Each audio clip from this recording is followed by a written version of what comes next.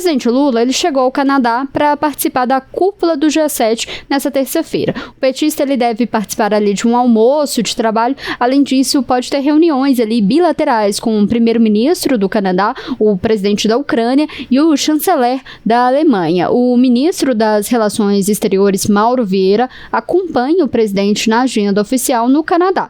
Já a primeira-dama, Janja, não está presente. Levi, o que a gente pode esperar do discurso do presidente Lula e como que deve ser esses encontros?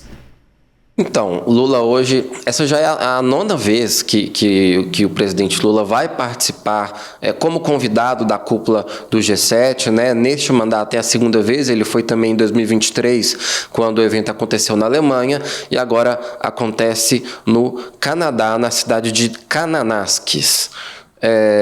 Bom, e aí ele vai participar da sessão ampliada, né, da cúpula do G7, porque, claro, vai ter lembrando que o G7 foi um grupo formado lá nos anos 70 pelos 7 países que na época eram os mais ricos e os mais industrializados do mundo.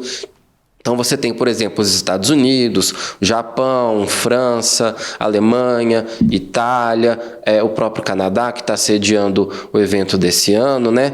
E aí sempre tem alguns países convidados. Além do Brasil, por exemplo, esse ano convidaram México, Coreia do Sul, a Ucrânia, entre outros. E aí é um evento que, a princípio, vai ter como pauta principal a segurança energética e também a questão ali das tarifas internacionais, né, com tudo que o presidente americano Donald Trump vem fazendo. O Trump, claro, que vai participar também dessa cúpula, mas a gente está num momento aí de muitas tensões pelo mundo, né, principalmente nos últimos dias entre Israel e Irã, com esses bombardeios mútuos entre os países, mais de 200 mortos aí no conflito. Então existe uma expectativa de que esse tema também seja uma das principais pautas aí desse encontro entre os chefes de Estado, que devem defender ali a busca por negociações diplomáticas, mas também, por exemplo, ontem mesmo, o primeiro-ministro alemão, que Lula vai se encontrar com ele hoje, né, o Friedrich Merz, ele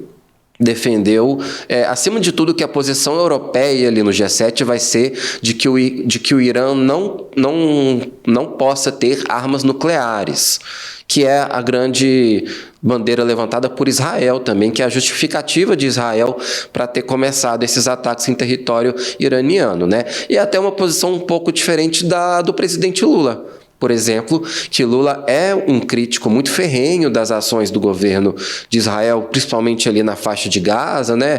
Lula ele considera, com todas as letras, que Israel promove um genocídio em Gaza, né? Já foi considerado, ele é considerado hoje uma persona não grata lá em Israel, já se tornou um desafeto aí na diplomacia do primeiro-ministro israelense, Benjamin Netanyahu, né?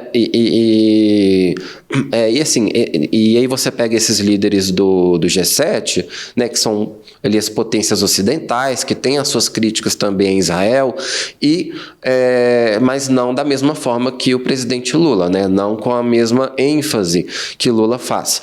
E aí, até com isso, vai haver uma certa mudança ali de expectativas com relação a esse encontro do G7, porque até pelo fato deles terem convidado o presidente da Ucrânia, o Volodymyr Zelensky, havia uma expectativa inicial de que a guerra da Ucrânia, né, com a invasão russa, fosse também um tema prioritário dessa cúpula do G7, mas com tudo que aconteceu nos últimos dias, talvez acabe ficando um pouquinho ali em segundo plano. Não totalmente, porque eles vão, já que o Zelensky vai estar lá, né, eles vão ter que aproveitar e explorar essa presença dele.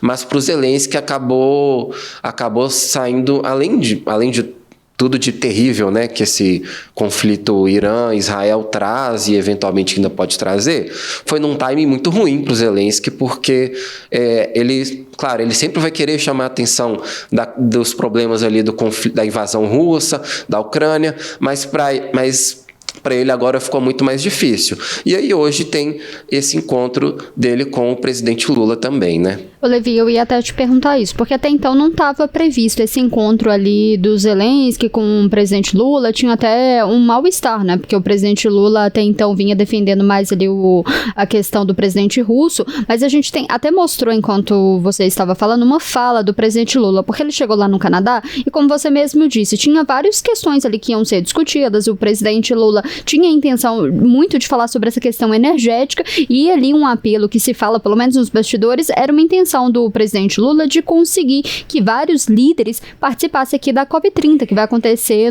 em Belém ainda nesse ano. Mas mudou um pouco o foco desse encontro por conta dessa guerra. E aí o presidente Lula, ele foi questionado sobre todos esses conflitos, em que lado ele estaria, e aí ele falou isso. A gente está até mostrando na tela, para você que nos acompanha, o presidente Lula, quando questionado sobre essa questão da guerra, ele falou: qualquer conflito me preocupa, sou um homem que nasceu para a paz. Em um momento em que o mundo precisa de muito recurso para a transição energética e para combater a miséria.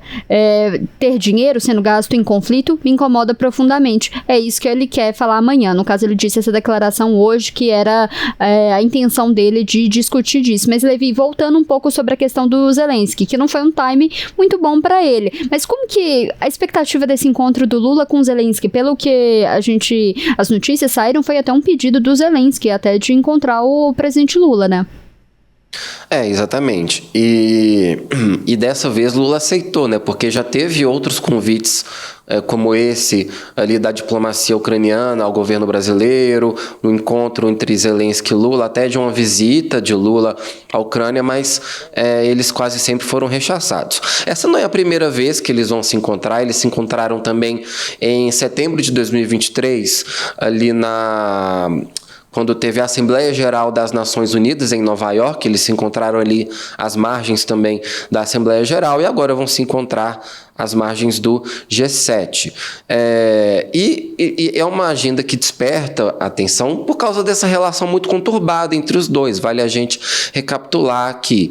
Começou ainda em 2022, quando Lula, antes mesmo das eleições, antes mesmo dele se eleger novamente ao Palácio do Planalto, ele disse que considerava a Ucrânia tão culpada pela invasão russa quanto a própria Rússia, que ele achava que a Ucrânia estava fazendo alguns movimentos ali que seriam indevidos. Também falou que parte da culpa seria da União Europeia, dos próprios Estados Unidos, da OTAN, enfim, ele repartiu ali, disse que não considerava a Rússia a única responsável por essa guerra que já perdura há mais de 3 anos agora, né?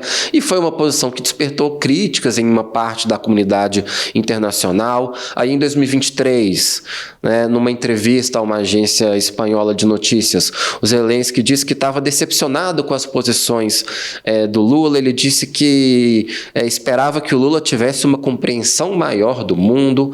Aí depois, num discurso que o Zelensky fez na Assembleia Geral da ONU, ele questionou também a postura do governo brasileiro, né? Lembrando que ali teve um certo momento que Brasil e China tentaram a criação de um grupo ali, não vou me lembrar exatamente o nome, mas um grupo de nações amigas pela paz para tentar negociar um cessar-fogo entre Rússia e Ucrânia para conduzir as negociações de paz, mas e seria um grupo composto por nações, entre aspas, independentes, que não teriam o interesse direto ali no conflito, não teriam um lado proclamado.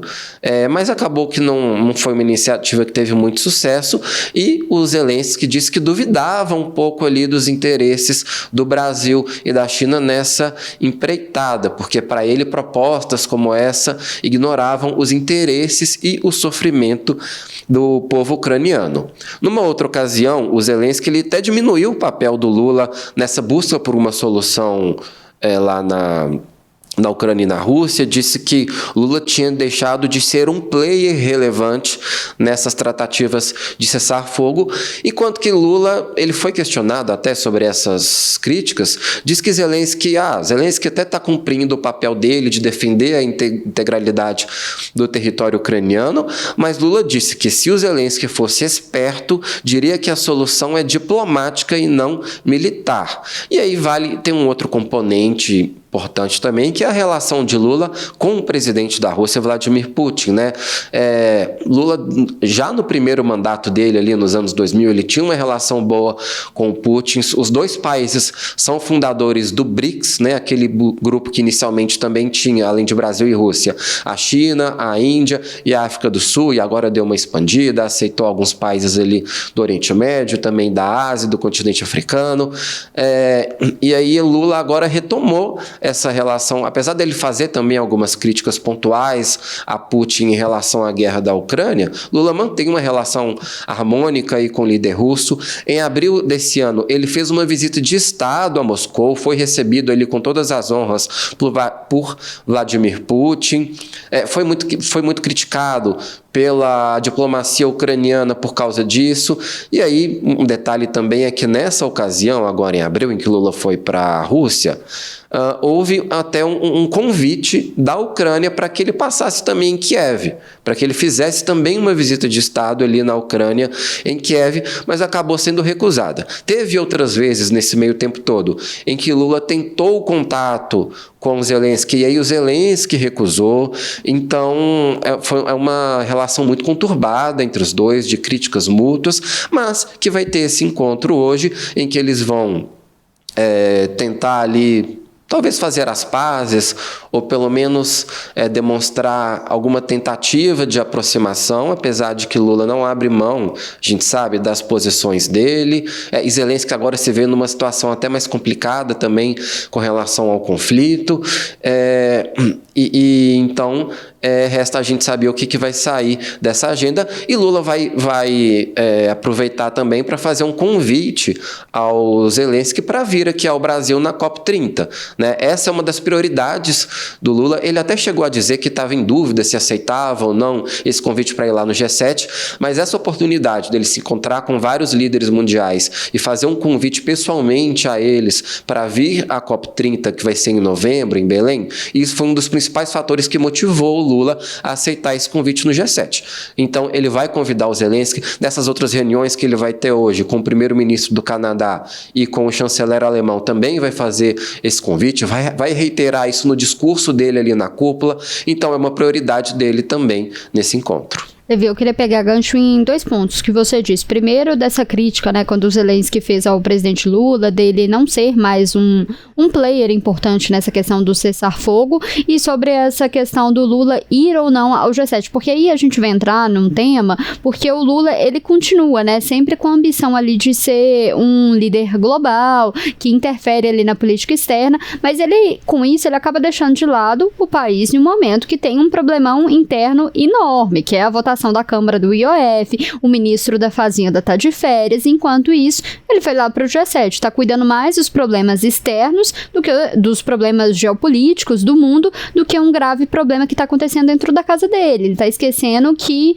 não é mais o Lula 2, que tinha uma representatividade, um respeito externo forte. Esse é o Lula 3, que tem muito mais problemas internos e com a popularidade caindo. Tem muitos problemas para poder resolver, problemas sérios, tem votação importante ali na Câmara, que é essa questão do IOF, mas o que a oposição vai pegar é justamente isso, o Lula mais preocupado com os problemas do mundo do que com os problemas que está acontecendo aqui do Brasil. E a gente viu nas últimas pesquisas de popularidade desse governo caindo novamente. A gente teve a crise do INSS e um dos pontos ali, vários analistas chegaram a comentar dessas viagens do presidente Lula, se isso não acaba prejudicando mais a popularidade desse governo, porque justamente isso, eu queria até que você comentasse sobre isso, Levi, porque é o presidente saindo no momento que a gente tem a Câmara discutindo a questão do IOF, a gente tem o ministro da Fazenda de férias nesse momento também, se tudo isso acaba não atrapalhando. Sem dúvida. Inclusive, quando o Lula lá atrás colocou em dúvida essa viagem dele ao Canadá, isso estava em questão também. O governo sabe, o governo já percebeu que essa quantidade de viagens do presidente Lula serve de munição para a oposição, né? E aí questiona-se, por exemplo, os gastos das viagens, os gastos da primeira-dama, Janja da Silva, que em muitas dessas viagens ela até vai alguns dias antes de Lula. A Janja dessa vez não foi ao Canadá, né? Mas muitas dessas viagens ela vai e passa mais dias. e essa crítica aí da oposição de que Lula estaria deixando em segundo plano os problemas internos para se dedicar a essa agenda da política externa. Até tinha uma justificativa lá no primeiro ano de governo, que seria de recuperar um prestígio que teria sido perdido durante o governo de Jair Bolsonaro, e aí já houve até algumas promessas de Lula de que ia viajar menos, de que ia viajar mais pelo país do que para fora, até deu uma equilibrada nisso, mas ainda são muitas viagens internacionais. De fato, aqui pensando na nossa política interna, o governo está patinando bastante aí na articulação política. No primeiro ano de governo, Haddad conseguiu aprovar praticamente tudo o que ele tentou com o Congresso, mas agora ele já não tem essa mesma força, já não existe a mesma boa vontade ali do Centrão e de outros agentes ali de fora da base mais fiel ao governo para aprovar essas medidas, principalmente as medidas mais arrecadatórias, né, do Ministério da Fazenda. E aí existe uma cobrança muito grande para que Lula entre em campo e interfira mais diretamente na articulação política. Também é uma cobrança que existe desde o início do governo. Ele fala que vai ficar mais próximo ali do Hugo Mota, o presidente da Câmara, do presidente do Senado, Davi Alcolumbre, já ensaiou algumas aproximações, já chamou os dois para viagens, já fez algumas visitas ali em reuniões nas residências oficiais, mas isso ainda não está surtindo o efeito esperado. Existe uma cobrança de que o Lula ele seja ainda mais ativo nessa articulação política e para tentar dar essa estabilizada aí na base do governo e estancar um pouco essa sangria que o próprio ministro Fernando Haddad vem sofrendo junto ao Congresso, né? E tentar aprovar pelo menos uma parte dessas medidas econômicas que Haddad propôs para compensar a revogação da medida do IOF, mas a Câmara ainda não deu sinais de que vai ajudar tanto assim o governo. Uma reclamação, inclusive, de vários representantes, líderes partidários, é justamente isso que o Levi falou, que é uma reclamação que o presidente Lula não se envolve quando ele é procurado. Muitas vezes ele não sabe muito dos assuntos, então tem uma pressão ali que ele se envolva mais ativamente dessas articulações, mas é importante lembrar, porque o que parece muito das críticas desse governo é que o Lula 3 é diferente do Lula 1, é diferente do Lula 2, e parece que o governo esqueceu, além da gente viver épocas e contextos e de problemas também diferentes do que aconteceu dos problemas passados, parece que esse governo ficou lá atrás, não conseguiu se atualizar. No Lula 1, no Lula 2, a gente tinha um Congresso um pouco mais pacificado, que não tinha muito dessas questões que esse governo está sofrendo agora, muito pela questão das emendas. O governo tinha mais controle das emendas parlamentares, agora ali desde o governo da Dilma, do Michel Temer, já não tem tanto controle ali das emendas, então o governo fica mais refém ali do Congresso Nacional. Então a gente tem um contexto diferente, a gente não tem um Congresso tão pacificado quanto tinha no Lula 1, no Lula 2, em que o Brasil tinha uma representatividade muito maior internacional do que agora. Agora o presidente tem muitos mais problemas internos no Congresso, que precisa resolver todas essas questões, que talvez essa questão ali mais geopolítica, como o Levi mesmo falou, no primeiro ano, talvez o presidente tinha mesmo que tentar ali retomar a força do Brasil ali diante da política internacional, mas agora a gente vê um governo que patina. A gente tem questão ali do INSS, um governo que até então não conseguiu deixar as suas marcas, e a gente vê porque a oposição tem aproveitado muito disso realmente, da falta de marcas, da falta de um governo que não entendeu muito bem qual que é a realidade, está preso ali, é um governo que fala, a gente vai ter muito emprego de carteira assinada, mas será que os jovens querem emprego de carteira assinada mesmo? É um governo que precisa realmente se atualizar e que essas viagens internacionais talvez não tenham o mesmo peso agora do que tinha antes.